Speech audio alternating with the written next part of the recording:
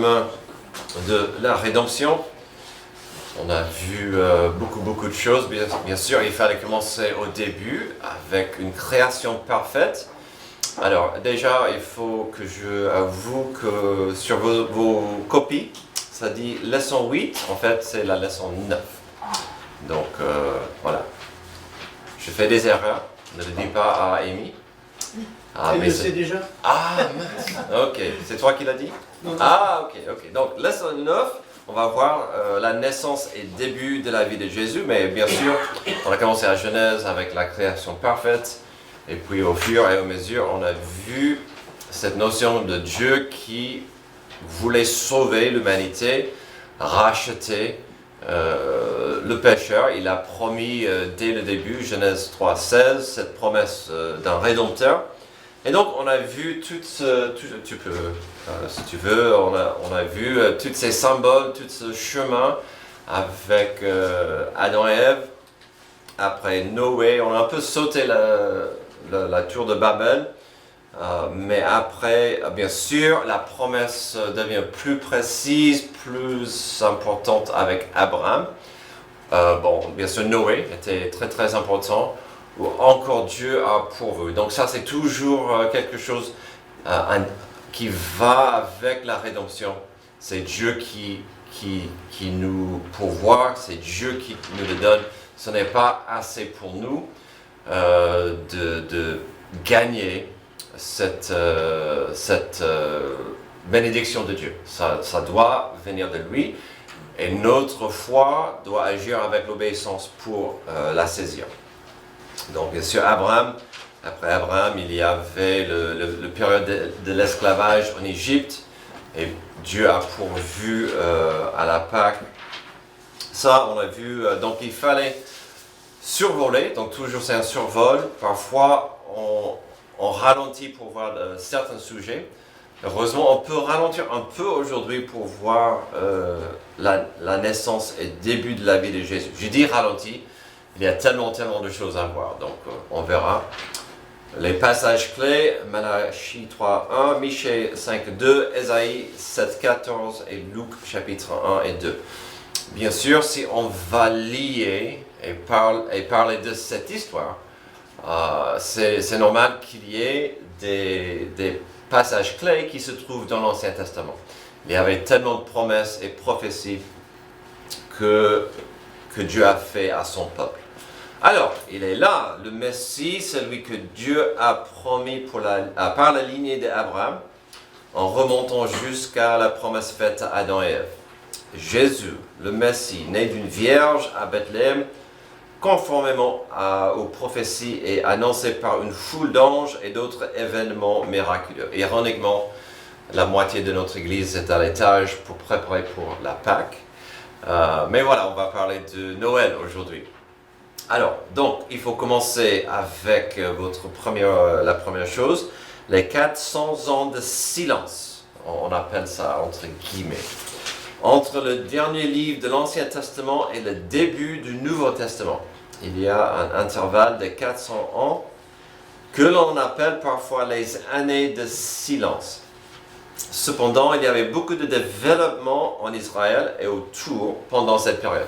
Alors pourquoi silence? Parce qu'il n'y avait plus de paroles annoncées de Dieu. Il n'y avait plus de prophéties, plus de messagers divins qui venaient pour en parler.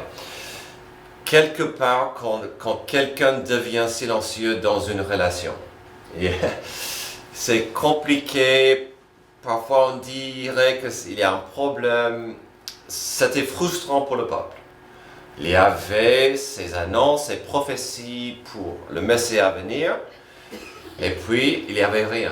Plus de paroles, plus de messages de Dieu, et donc il fallait continuer. Alors, qu'est-ce qui s'est passé pendant cette période? L'Empire romain, quand Jésus est né, l'Empire romain est la puissance mondiale. Elle apporte de la stabilité et un réseau routier dans le monde connu. Alors, vous connaissez la phrase, toutes les rues? Tous les chemins mènent à Rome. Voilà, je le connais en anglais, mais pas en français. Tous les chemins mènent à Rome, c'était vrai, c'était clair. Et bravo à cet empire, parce que il y a certains chemins qui restent toujours. On ne sait pas comment bâtir certains bâtiments qui durent 25 ans. Mais eux, ils ont bien bâti les chemins. Voilà, mais ça, c'est autre chose. Quoi d'autre? La vie religieuse des Israélites est bien établie avec les pharisiens et les sadduciens, donc deux rivales, deux groupes qui ne s'entendaient pas, mais le peuple était uni. Il y avait les synagogues et l'étude intensive des Écritures, tout en mettant l'accent sur l'anticipation de la venue du Messie. Donc, entre 400 ans de silence, avec la présence de l'Empire romain sur le pays, le peuple était était sous l'autorité de Rome. Le peuple était prêt. Ils attendaient le Messie pour la délivrance. C'était plutôt la puissance militaire, la liberté politique, moins spirituelle. Et donc ça deviendra un problème plus tard pour Jésus. Mais au moins, ça c'est le monde où on voit le Nouveau Testament commence. Alors, il y a la prophétie sur le messager. On a bien sûr l'ange qui rend visite à Zacharie, Luc 1, 5 à 17. Je pense que vous connaissez cette histoire. C'était un couple âgé. Et cet ange a dit ils allaient avoir ce fils nommé Jean qui avait une tâche importante. Il marchera devant Dieu. Pourquoi? Afin de préparer pour le Seigneur un peuple bien disposé. Et donc, quelle nouvelle! Et enfin, il y aura un prophète qui, sa tâche sera de préparer le chemin pour le Messie. C'est intéressant quand ce n'est pas dans vos notes, nos notes, mais l'ange dit, tes prières sont exaucées, tu auras un fils. Et donc, après il va parler des responsabilités et la vie de Jean. Mais on voit cette notion que ce couple priait pendant des années pour un enfant. Et ils étaient stériles. Et donc l'ange commence avec cette belle annonce. Tes prières sont exaucées. Ensuite, votre fils sera vraiment spécial. Le message de l'ange révèle que la prophétie de Malachie 3.1 est sur le point de s'accomplir. Qu'est-ce qu'il a dit? Voici que j'enverrai mon message pour me préparer le chemin. Soudain, il entrera dans son temple, le Seigneur que vous cherchez, le messager de l'alliance que vous désirez. Le voici qui arrive, dit l'Éternel, le Maître de l'univers. Et donc, ça c'était, la silence est brisée pour le peuple. Après 400 ans, il y aura cette naissance miraculeuse de Jean. Ensuite, la naissance de Jésus, encore conformément à la prophétie. Jésus est né d'une vierge dans la ville de Bethléem. Un ange apparaît à Marie, Luc 1, 26 à 38, lui annonce qu'elle concevra miraculeusement un fils qui sera le fils de Dieu, donc le Messie, et que sa parente Élisabeth est également enceinte. Ce passage est merveilleux. L'attitude de Marie est vraiment incroyable parce qu'elle montre cette attitude de servitude, de vouloir être humble et vraiment que la volonté de Dieu se fasse dans ma vie. On peut parler d'elle plus tard si vous voulez, mais vraiment son désir de faire la volonté de Dieu était incroyable. Sachant que elle n'était pas encore officiellement mariée à Joseph. Donc c'était compliqué, bien sûr, de comprendre qu'elle deviendra enceinte.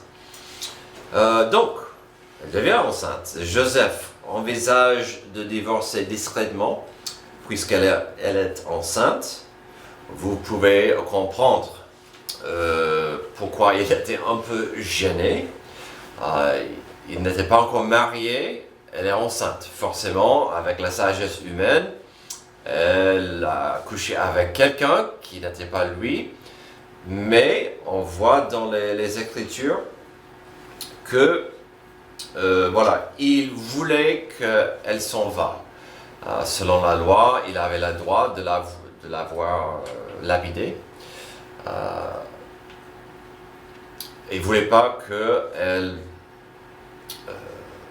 reçoive cette expérience ou la honte de ça. Donc, il était un homme assez mature. Donc, mais un ange lui rend visite en rêve, lui dit que l'enfant est un miracle et que Jésus sauvera son peuple de ses péchés. La blague souvent c'est que Joseph et Marie, quelle pression! Vous allez être les parents de Jésus, le sauveur du monde. Ne fais pas d'erreur, ne casse pas cet enfant, voilà. Et on verra dans quelques moments, ils vont perdre Jésus plus tard. Donc ça on verra ça. Alors Jésus sauvera son peuple de ses péchés. Alors si vous prenez des notes, ce nom Jésus signifie libérateur ou sauveur. L'ironie c'était que c'était un nom assez commun, comme aujourd'hui. Jacques ou Jean ou Pierre, Sébastien, Antoine, c'est un nom assez utilisé. C'était en fait lié au nom Josué aussi. Donc ce n'était pas un nom si bizarre ou unique, mais ça voulait dire libérateur ou sauveur. Ce miracle a eu lieu et a accompli les paroles du prophète Ésaïe 7,14. Voilà pourquoi c'est le Seigneur lui-même qui vous donnera un signe. La Vierge sera enceinte. Elle mettra au monde un fils et l'appellera Emmanuel. Donc, ce nom, bien sûr, veut dire Dieu avec nous, Dieu parmi nous. C'est un prénom magnifique. Et chaque fois que je fais la connaissance avec quelqu'un qui s'appelle Emmanuel, je leur dis, ce nom est important pour moi, parce que ça me rappelle de Jésus. Donc, Joseph se marie avec elle, mais bien sûr, ils n'ont pas de relation sexuelle avant la naissance de Jésus. Donc je vous ai donné toutes les références pour ça. Donc, on arrive à la naissance. César Auguste déclare un recensement qui oblige que tout le monde se rende à sa ville d'origine. Joseph et Marie se rendent à Bethléem. À ce stade, Marie arrive à la fin de sa grossesse. Et donc, vous connaissez l'histoire. Avec ce recensement, tout le monde doit se rendre dans la ville d'origine. Ça met énormément de pression sur chaque ville. Aujourd'hui, quand on fait le recensement, on vient à votre porte. À l'époque, il fallait obéir au roi et se rendre là chez vous. Et donc, c'était problématique parce que, vous connaissez l'histoire, il n'y avait pas, l'hôtel était totalement rempli. Donc, Jésus est né dans une mangeoire. Et puis, la naissance de Jésus à Bethléem accomplit une autre prophétie. Michée 5.1 et 3, Bethléem Ephrata, qui est petite parmi les villes de Juda.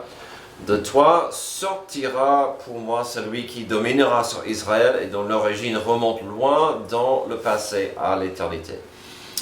Alors, normalement, et on va ouvrir à la fin à vos questions et vos commentaires, mais avant que j'oublie au cas où, pourquoi Bethléem était si important dans la prophétie? Qui se souvient pourquoi ça devait être Bethléem ou pourquoi il y a une signification. Sean. Parce que c'était la maison, la famille de David, le roi David. La semaine dernière, on a vu la promesse faite à David qu'il allait être le père. Donc en fait, la promesse est devenue plus précise et que le Messie venait de la ligne de David. Et donc, en effet, cette prophétie était parce que c'était promis que ça venait de tribu de Juda, mais même de la famille de David. Et donc ça devait être Bethléem, qui à l'époque n'était pas une grande ville très importante. Il y avait ensuite les bergers dans les champs qui reçoivent l'annonce des anges de la bonne nouvelle de la naissance du Sauveur, Luc 2, 8 à 10, 7. Alors, à ne pas rater, le mot grec Christ signifie la même chose que le mot Messie en hébreu. Il signifie tous les deux roi. Ça me rappelle un peu de The Chosen. Il est celui qui est choisi, il est consacré pour être le sauveur, le libérateur. Et donc, on a Jésus-Christ, celui qui est le roi. Alors, les mages venus d'Orient rendent visite à Jésus et l'adorent. Donc ça, c'est à Matthieu 2. C'est tout à fait correct et normal d'ajouter les mages dans l'histoire de la naissance de Jésus. C'est juste que parfois, on essaie de les mettre dans la mangeoire. Et en fait, ce n'est pas ce que la Bible dit. Apparemment, Joseph et Marie ont survécu la vague humaine des gens qui sont venus pour le recensement. Et ils ont trouvé une maison à louer, apparemment, ils ont acheté. Et donc, parce que ça dit que les mages sont venus à la maison pour voir le petit. Donc, bon, c'est pas grave. Souvent, on voit les mages dans la mangeoire, c'est pas grave, pas dans la mangeoire, mais avec les animaux. Mais c'est tout à fait correct de les mettre ici dans cette histoire magnifique. Et on peut en revenir, on va en revenir aux mages. Il était plus grand aussi, Jésus, il avait pas 1 ou 2 ans. Ça dit ils ont adoré l'enfant. Si je me souviens correctement, quelqu'un peut confirmer au Matthieu 2, mais ça dit ils sont venus à la maison, ils ont adoré l'enfant. Donc il est plus bébé ou nouveau-né.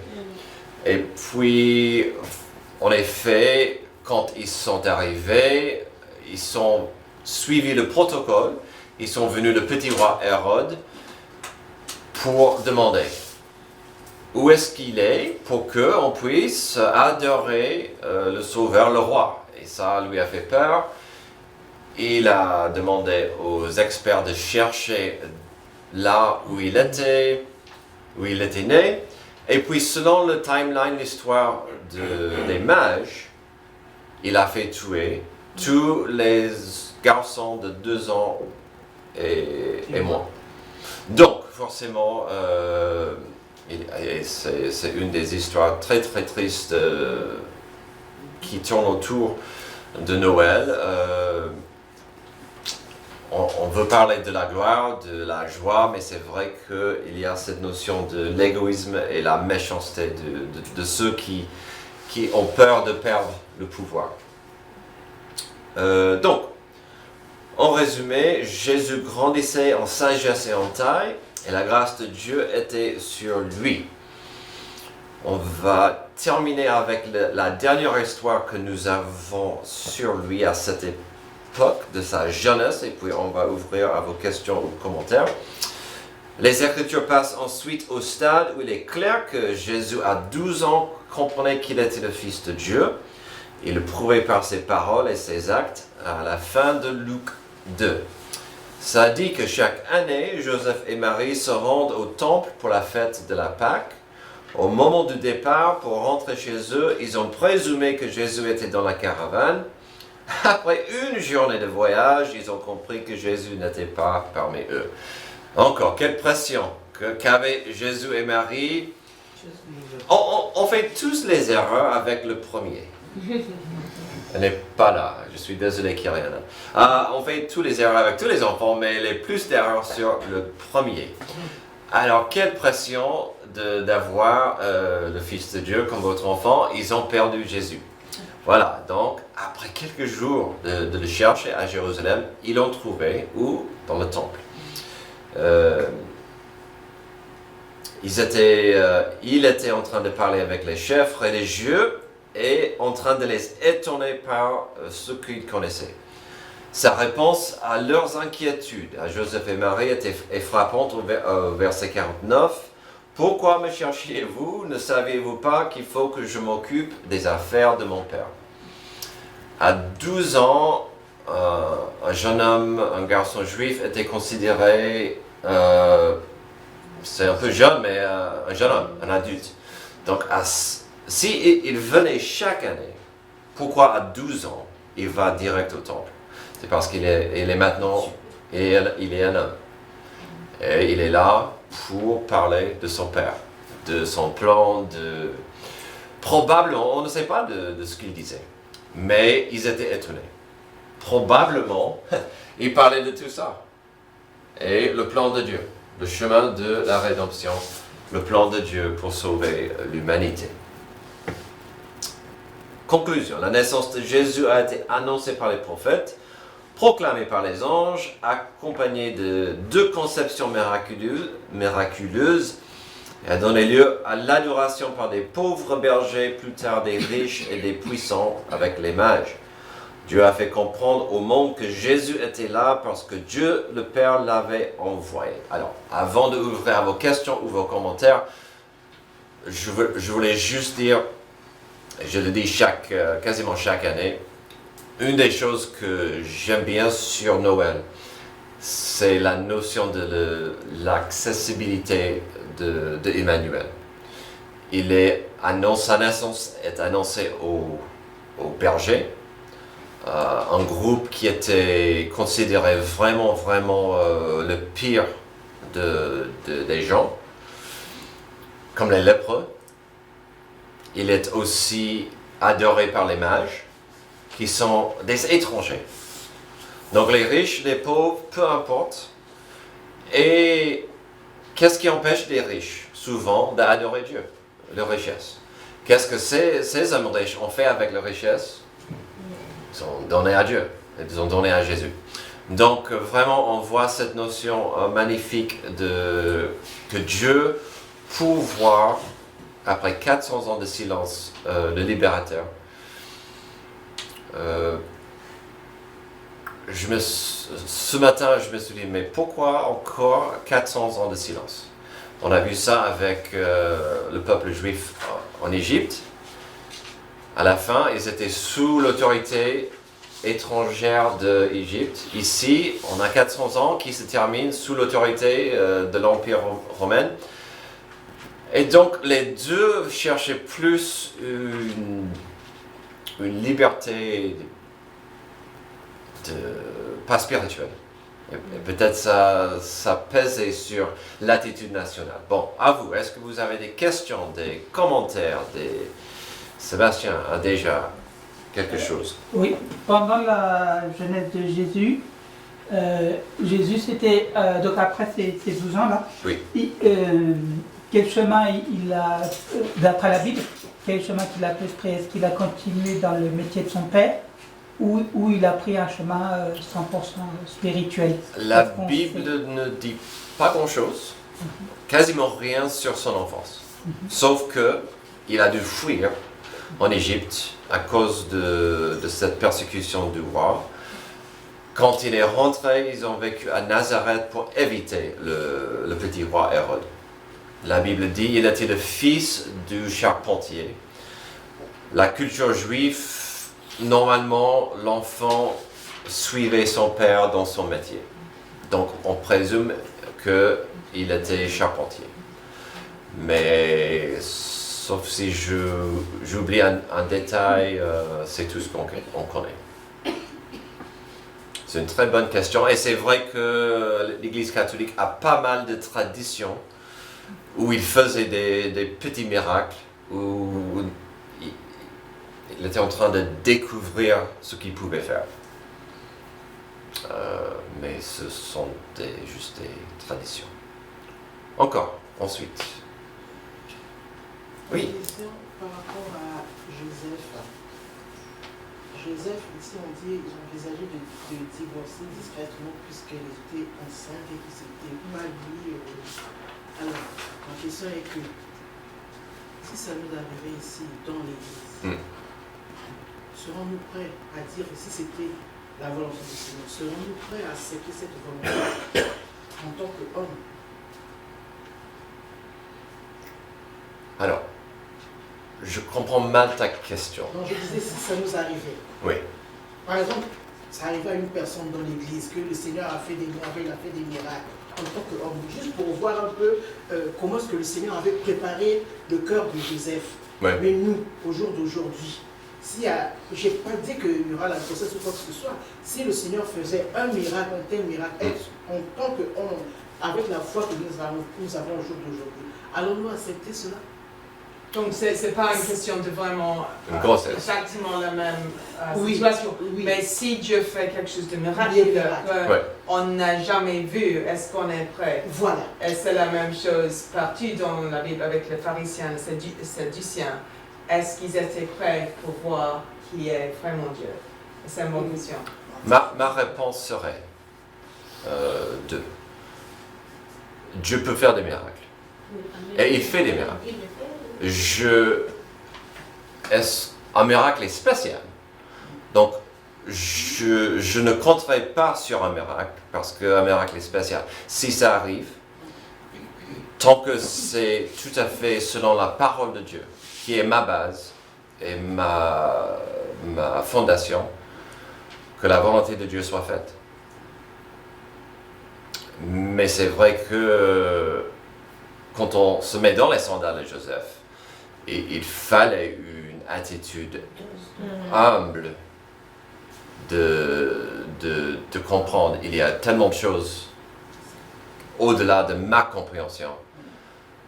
Mais Dieu est venu ou un ange est venu à Joseph à plusieurs reprises. Donc, tant que c'est biblique, oui, mais Dieu peut faire des miracles. Parfois, on prie pour les miracles.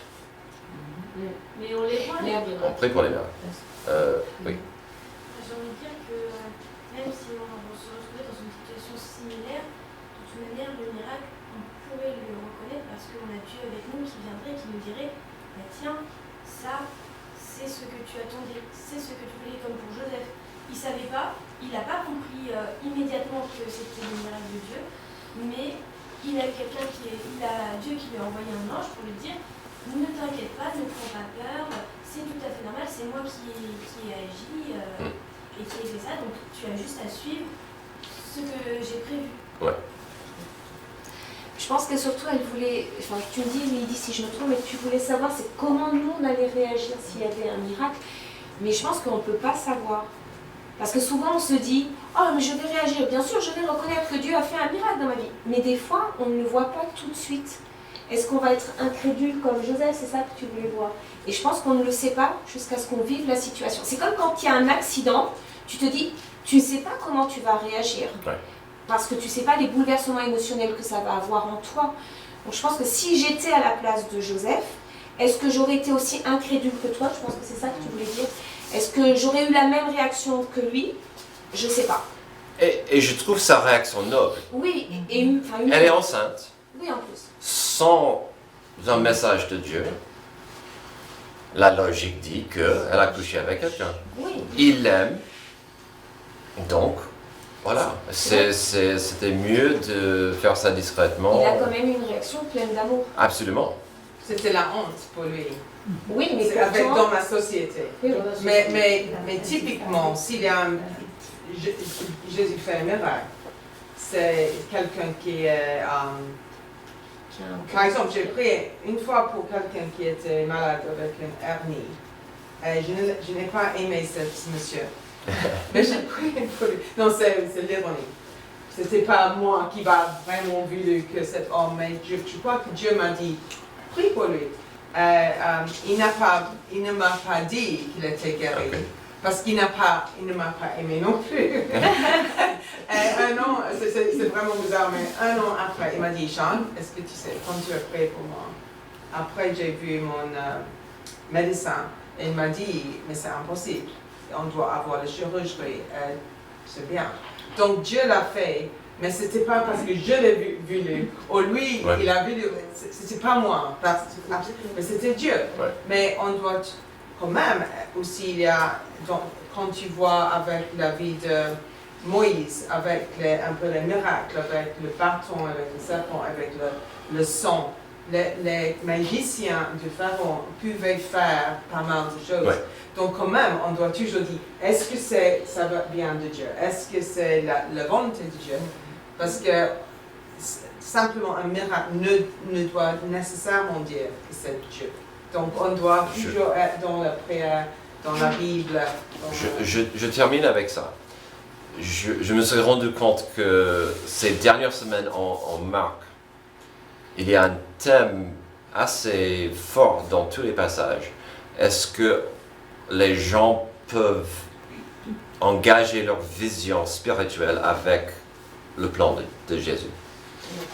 Et dans quasiment chaque passage, il y a cette notion où Jésus dit « il faut que vous voyez des choses comme moi je vois ». Il y a une différence, que ce soit la richesse, que ce soit les enfants, que ce soit la souffrance, que ce soit, il faut avoir la foi, que je sais ce que je fais. Et nous avons du mal à voir avec nos yeux humains ce que Dieu est en train de faire. Donc ça implique la foi, l'obéissance. Merci. Je veux dire, l'Éternel c'est le même, hier, aujourd'hui et demain, c'est le même. Ça veut dire que les miracles, on va les voir.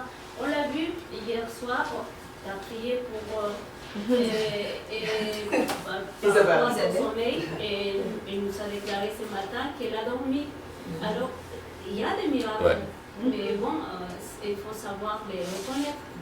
Et puis j'ai une petite question. Il y a quelqu'un qui m'a dit il y a quelque temps que le Seigneur Jésus, tout petit, il faisait comme nous, et il étudiait la Torah. Et moi, j'ai pas vu dans la Bible que le Seigneur Jésus il étudie la parole, puisqu'il est la parole. Qu'est-ce que vous pensez par rapport à ça? Il m'a dit que tout petit, Ouais. il étudie la Torah, quoi. C'est probable, mais la Bible ne le dit pas. Donc c'est... Oui, parce S'il qu'il ne dit pas, ça veut connaissait dire beaucoup Il de va choses. avoir une éducation juive. Voilà, il a eu une éducation juive, donc Il connaissait beaucoup de choses. qui était plutôt religieuse pour les garçons. Sa connaissance. mais réellement, il n'en avait pas besoin, effectivement. Exactement.